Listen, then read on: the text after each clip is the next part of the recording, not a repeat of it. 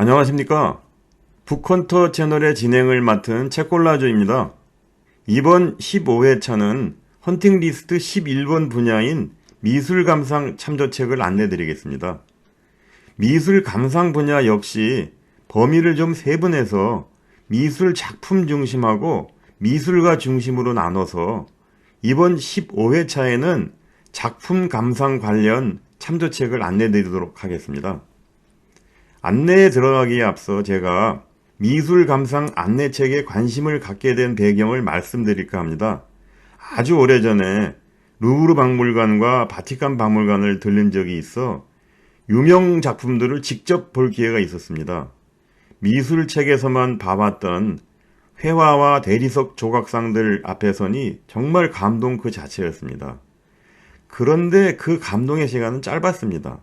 우선 엄청 많은 다른 방문객들 틈에 끼어서 작품 앞에 오래 서 있을 수가 없기도 했지만 작품들에 대한 내용을 너무 모르니 제가 저 자신을 살펴봐도 비싼 여행이 참 아깝다는 생각을 많이 했습니다. 특히 종교 역사와 관련된 멋진 회화나 조각들도 많아서 성서 역사라도 좀 보고 올 걸 하고 후회했던 기억이 납니다. 그래서 귀국하는 즉시 제일 먼저 한 것이 도서관 가서 유명한 미술평론가가 쓴 분량이 두꺼운 미술책을 찾아보는 것이었습니다. 그때 찾았던 책들 중에 하나를 오늘 여러분들께 안내 드릴 수 있게 돼서 기쁩니다.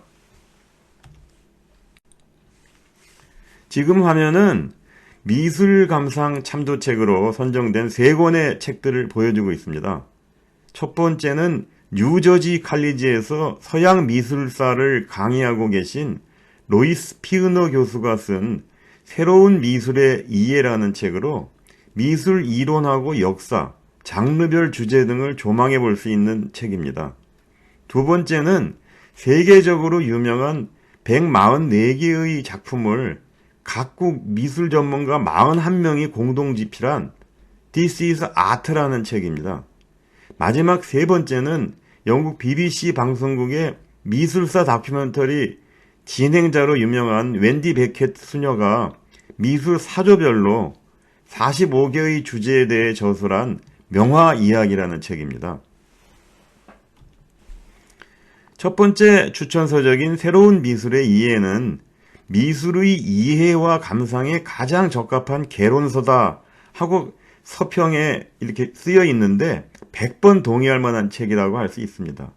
미술 장르별 또는 사조별 주제들은 물론 초보자들에게 어쩌면 어렵거나 지루하다고 느낄 만한 이론 부분까지도 각종 도판을 인용하여 정말 쉽고 흥미롭게 설명하고 있어서 여러 미술 참조책 중에 제가 가장 좋아하는 책입니다. 회화, 조각, 건축, 미술사 등 500페이지가 넘는 이 책의 125개 주제들 중에 어떤 주제에 대해서 살펴봐도 선명하게 인쇄된 실제 작품 사진을 인용하며 쉽고 흥미있게 해설해 나가는 저자의 해박한 지식에 감탄했습니다. 이 책의 맛보기 독서로는 5장의 입체주의 주제에 대해서 기술한 내용을 살펴보도록 하겠습니다. 보시는 화면은 이 책의 125개 주제들 중 입체주의에 대해 기술한 내용으로 첫 번째 화면은 입체주의가 자연을 기하학적으로 해석하고 과학적인 원근법을 무시하며 여러 각도에서의 시선을 통한 묘사랑 화면의 평면성을 강조한 세잔에게서 많은 영향을 받았고 아프리카나 오세아니아 원시 조각적 형태를 결합한 화가 피카소부터 시작되었다고 설명하고 있습니다. 저자는 청색 분위기, 즉 야위고 백발이 성성한 노인이 자신의 유일한 기타 소리에 몰입한 채 힘없이 몸을 기울이고 있는 늙은 기타 연주제란 피카소의 초기 작품을 보여주며 피카소도 초기에는 다분히 감상적인 작품을 많이 그렸다고 해설하고 있습니다. 두 번째 화면은 피카소의 아비뇽의 처녀들을 보여주고 있는데 바르셀로나 홍등가에서 살아가는 5명의 창녀를 묘사하고 있습니다. 손님의 선택을 기다리는 듯 정면을 응시하고 있는 이들 중에 3명의 얼굴은 원시 부족의 가면처럼 그려져 있고 다른 2명은 정면하고 측면 모습이 뒤섞여서 극단적으로 단순화한 형태로 묘사되어 있습니다. 기하학적으로 조각조각 나누어진 이들의 육체는 예리하게 깎인 커튼 사이로 모습을 보여주고 있는데 특히 왼쪽 끝의 여자는 다리 일부가 커튼의 일부분인 것처럼 처리돼서 인물과 배경의 구분도 모호해지고 있는 현상까지 보여주고 있습니다. 이와 같이 커튼과 인물의 원근감을 없애 공간의 깊이 자체를 제거하면서 캔버스의 평면성이 부각되었다고 설명하고 있습니다. 또한 입체주의라는 명칭 자체가 적대적인 비평가가 피카소 그림이 여러 각도에서의 시선을 통해 새로운 공간 개념을 만들어낸 위대한 작품이라는 것을 간과하고 기하 형태의 피카소 그림을 빈정거리는 말로 사용했던 용어에서 유래한 것임을 기술하고 있습니다.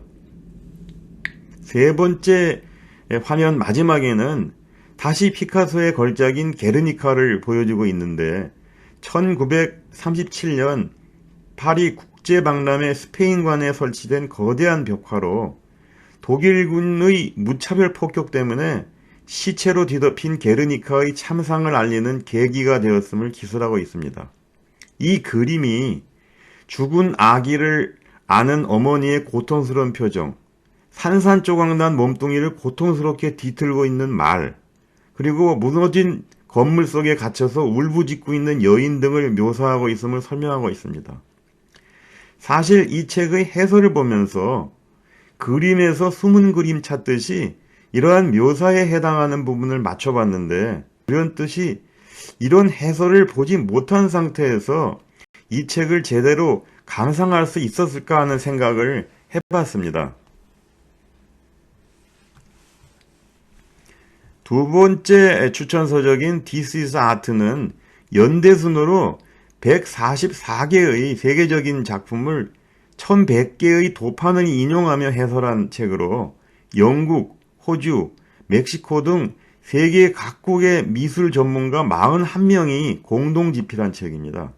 이 책의 맛보기 독서로는 일본인 작가 작품으로 4장의 가나가와의 파도란 작품에 대해 기술한 내용을 살펴보도록 하겠습니다.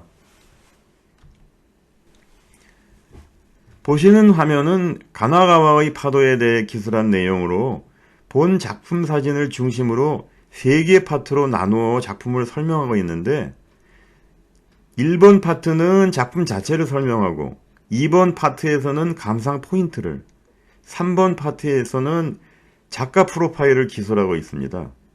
대형 박물관에 있는 이 목판화는 가츠시카 호쿠사이의 연작 후지산 36경 중에서 하나로 서울 서양에서 가장 유명하며 거대한 파도가 불안하게 흔들리는 배 위의 작은 인물을 금방 삼킬 듯하고 작품 중앙에 있는 눈 덮인 후지산 뒤편의 하늘은 더 나빠질 것 같은 날씨를 예감토록 해서 자연의 힘 앞에 인간 존재가 보잘것없음을 암시하고 있는 작품임을 설명하고 있습니다.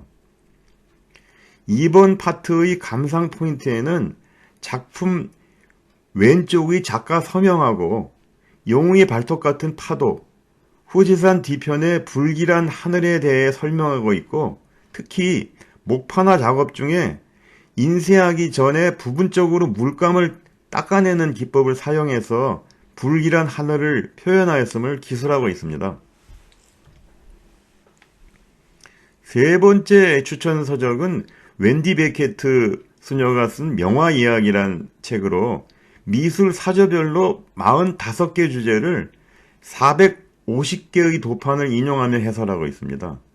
제가 서두에 말씀드린 해외 유명 박물관 방문 후 저 스스로 명화 감상에 필요한 지식을 얻으려고 제일 먼저 찾아본 책이기도 합니다. 화려한 컬러 사진과 저자의 친절한 작품 설명을 보면서 제 가족들도 읽어봤으면 하는 마음에 오랫동안 집안 화장실 책꽂이에 이 책을 두었던 기억이 납니다. 이 책의 맛보기 독서로는 6번의 신고전주의와 낭만주의 분야에 포함되어 있는 고야 작품에 대해서 살펴보도록 하겠습니다. 보시는 화면이 고야와 관련해서 이 책에 기술된 내용으로 첫 번째 화면 오른쪽은 스페인 궁정화가로 활동한 고야가 찰스 4세의 가족을 그린 작품으로 다소 멍한 표정의 가족들과는 대조적으로 반짝거리는 복장, 비단과 레이스 등 눈부신 아름다움을 표현하고 있음을 설명하고 있습니다. 두 번째 화면은 나폴레옹 지배의 한거에서 봉기했던 스페인 농민 시민들을 프랑스군이 총살했던 사건을 그린 1808년 5월 3일이라는 작품하고 감상 포인트를 기술하고 있습니다.